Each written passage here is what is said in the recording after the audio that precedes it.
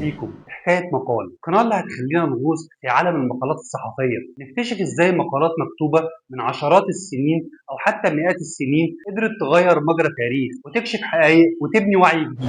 يمكن معظمنا اتعود يشوف ملخصات كتب على اليوتيوب، لكن المقال قليل اللي فكر يناقشه، مع إن أحيانا أقوى من كتاب كامل. المقال الصحفي مش بس كلمات مطبوعة في جورنال أو مجلة، المقال بيكون أداة للتأثير، منصة للنقد، واحيانا وثيقه تاريخيه بتوثق لحظه مصيريه. في ناس بتفتكر المقال حاجه لحظيه يقرا النهارده وينسى بكره، لكن الحقيقه ان في مقالات لحد النهارده بتدرس في الجامعات، وفي مقالات دخلت المحاكم، وفي مقالات اسقطت حكومات. في التاريخ المقال بيوثق اللحظه. ايميل زولا كتب مقال اني اتهم سنه 1898.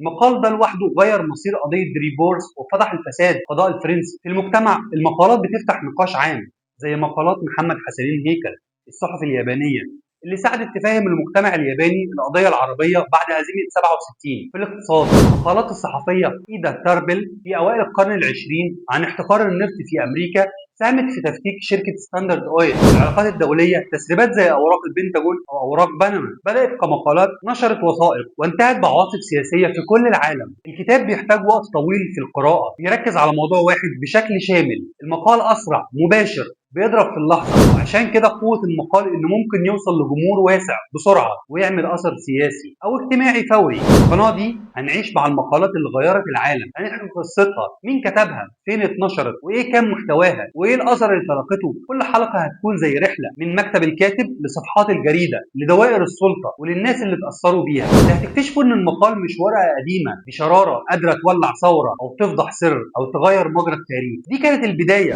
مقدمة عن ليه المقال أهم مما نتصور. الحلقة الجاية هنبدأ مع أول حكاية مقال، مع واحد من أشهر وأكثر المقالات في التاريخ، مقال إيميل زولا إني أتهم، اللي قلب فرنسا كلها في نهاية القرن التاسع عشر. أنا عادل صبري، ودي كانت حكاية مقال.